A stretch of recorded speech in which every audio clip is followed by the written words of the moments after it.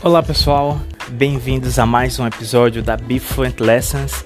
Meu nome é Paulo Gomes e nós estamos no episódio 2, We Are in This Together. Nós estamos nisto juntos. Para quem não sabe, eu sou criador de conteúdo e autor da série Be Fluent Lessons.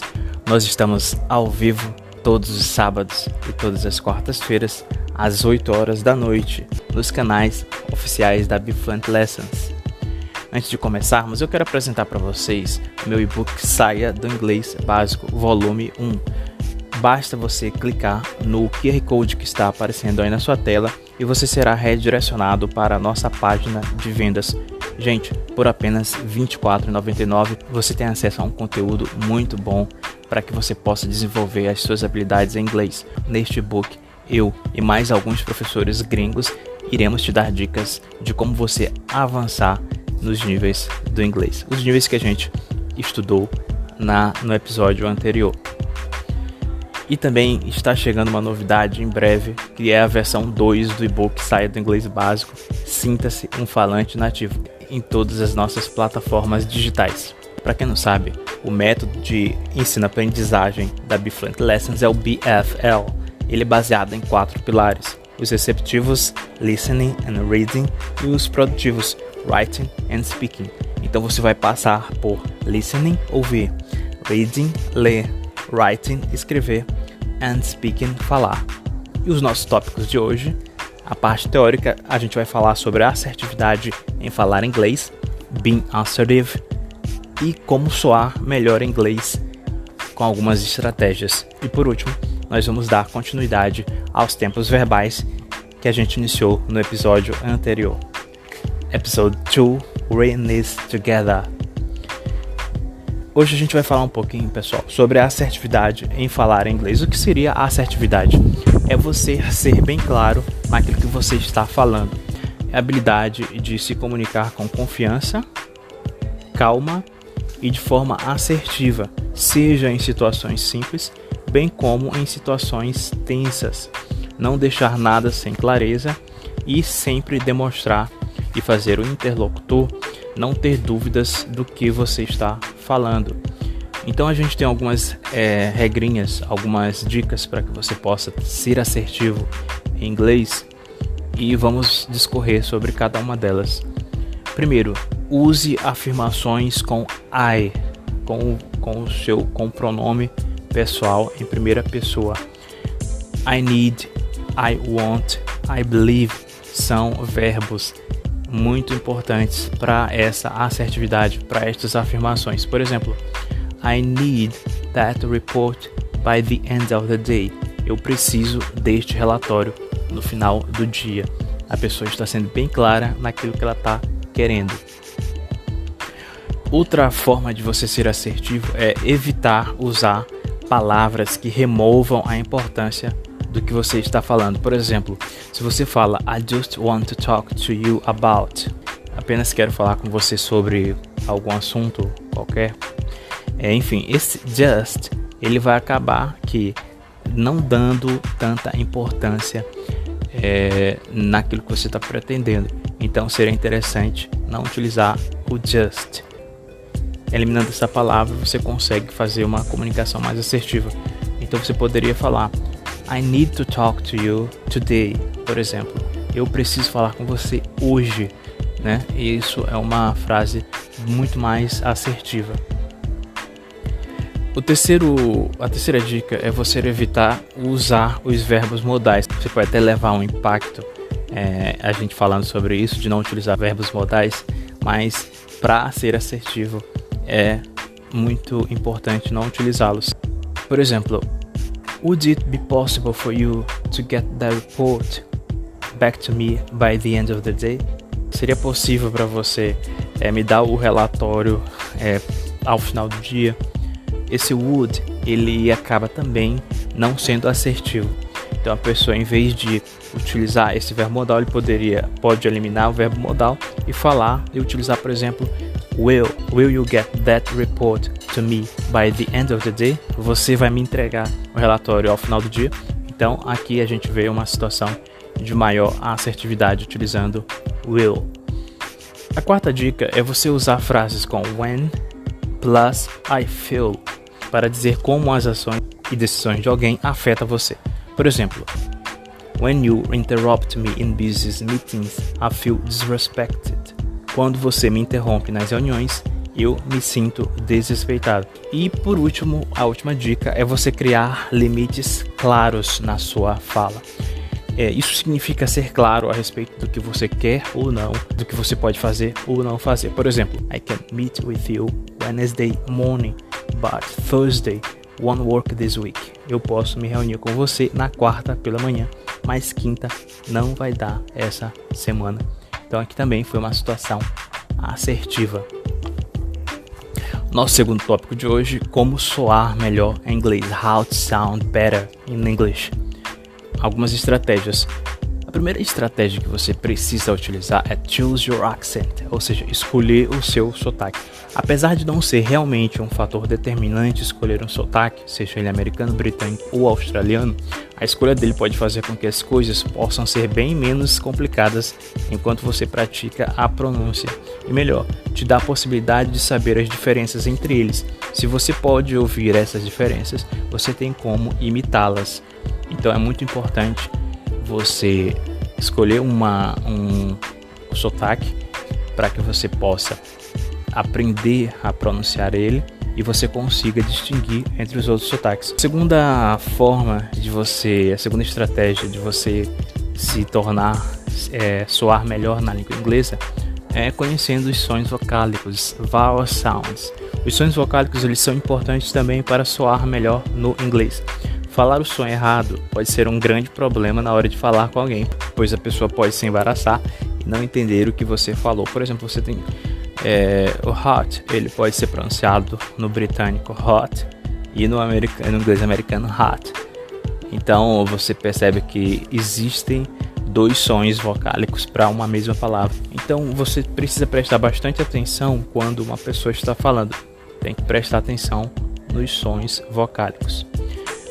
A terceira estratégia para você soar melhor na língua inglesa é conhecer o schwa, né? Que é o símbolo fonético dele é este, um Ezinho invertido, e ele é o som mais comum da língua inglesa. Ele é fraco, ele não é um som acentuado na palavra, ele ocorre em muitas palavras. Ele é frequentemente o som gramatical dos artigos e das preposições. Utilizar o som do schwa corretamente é uma boa forma de você tornar a sua pronúncia mais acurada e mais natural. A quarta estratégia para você soar melhor em inglês é identificar as sílabas tônicas das palavras, syllable stress. Aqui se trata do quanto algumas sílabas em inglês são mais fortes do que outras, é o acento da sílaba no correspondente ao português, porém em inglês você não tem sinais de acentuação gráfica. Então é importante você reconhecer quais são as sílabas tônicas das palavras. Por exemplo, democracy, a gente tem a sílaba tônica democracy, photography, geology. Então essas palavras, essas sílabas que estão aí em maiúsculo são as sílabas tônicas de cada uma dessas palavras. Então é importante você percorrer o inglês e identificar quais são as sílabas tônicas nelas. E por último, a estratégia dos sons linkados. Por exemplo, a frase Hello, what are you doing later? Você por acaso já ouviu algum falante nativo falar dessa forma, pausadamente? Não, ele não vai falar assim. Ele vai falar de maneira linkada. Então você tem que aprender a falar com as palavras linkadas e não falar palavra por palavra com pausa entre elas. Gente, agora a gente vai para a nossa parte prática. Vamos continuar com os tempos verbais e relembrando, a gente tem o passado, past, o presente, present e o futuro, future. E a gente tem em cada um dos tempos 4 modalidades. No passado, past simple, past continuous, past perfect and past perfect continuous. A gente já viu no episódio anterior sobre o past simple, e o Past Continuous. Present, a gente tem o Present Simple, Present Continuous, Present Perfect e Present Perfect Continuous. E no futuro, Future, Future Simple, Future Continuous, Future Perfect, Future Perfect Continuous. Hoje vamos tratar do Past Perfect e Past Perfect Continuous. O que seria o Past Perfect? O passado perfeito em inglês se refere às ações que ocorreram antes de outra ação do passado. E a gente vai aprender hoje as formas afirmativas, negativas e interrogativas. A forma do Past Perfect afirmativa, ela tem a seguinte estrutura: sujeito mais o verbo auxiliar had mais o verbo conjugado no particípio passado mais o restante da frase. You had studied English before you moved to Sydney. Você estudou inglês antes de se mudar para Sydney. I had written the email before he apologized. Eu escrevi o e-mail antes dele se desculpar. Vamos passar para o Past Perfect na sua forma negativa. Você tem a estrutura sujeito, mais o auxiliar had not, ou contraído hadn't, mais o verbo conjugado no particípio passado, mais o restante da frase. You hadn't studied English before you moved to Sydney. Você não estudou inglês antes de se mudar para Sydney. I hadn't met him before he became famous. Eu não o conheci antes de ele ser famoso. Agora a gente vai passar para Past Perfect na forma interrogativa. Começando com had, a estrutura had, mais sujeito, mais o verbo conjugado no particípio passado, mais o restante da frase. Had you cleaned up the mess by the time they came home? Você limpou a bagunça na hora que eles chegaram em casa? Had Adam ever spoken to the CEO before he was fired? Adam falou alguma vez com o CEO antes dele ser demitido? E a gente vai tratar agora do Past Perfect Continuous. Então aqui no passado perfeito contínuo, o que importa e o que é mais interessante é o processo, é o tempo de duração daquela ação que ocorreu no passado. Então a gente vai aprender as formas afirmativas, negativa e interrogativa. A estrutura é sujeito, Past Perfect Continuous. A estrutura afirmativa é sujeito mais o auxiliar had been, mais o verbo, mais o ing, mais o restante da frase. Martha had been walking 3 miles a day before she broke her leg. Martha caminhava 3 milhas por dia antes de quebrar as pernas. Veja a ênfase na duração da ação que ocorreu no passado. Had been walking 3 miles a day. Caminhava 3 milhas por dia. Segundo exemplo, they had been waiting for 3 hours when their parents finally arrived. Eles estavam esperando por 3 horas quando seus pais finalmente chegaram. A forma negativa do Past Perfect Continuous é o sujeito, mais o auxiliar hadn't been, mais o verbo, mais o ing, mais o restante da frase. He had not been driving for 2 hours before he had the accident. Ele não tinha dirigido por 2 horas antes de ter o acidente. Carlos had not been studying English for 5 weeks. Carlos não estava estudando inglês por 5 semanas. Notem aí a ênfase na duração da ação ocorrida no passado. Past Perfect Continuous, forma interrogativa. Had, começa com had, mais o sujeito, mais been, mais o verbo com o ing ao final, mais o restante da frase. Had she been crying for 1 hour? Ela estava chorando por 1 hora. Had Maria been studying English for 5 weeks? Maria estava estudando por 5 semanas. Pessoal, nós vamos ficar com o conteúdo por aqui. E antes de terminarmos, eu quero relembrar sobre o e-book Saia do Inglês Básico.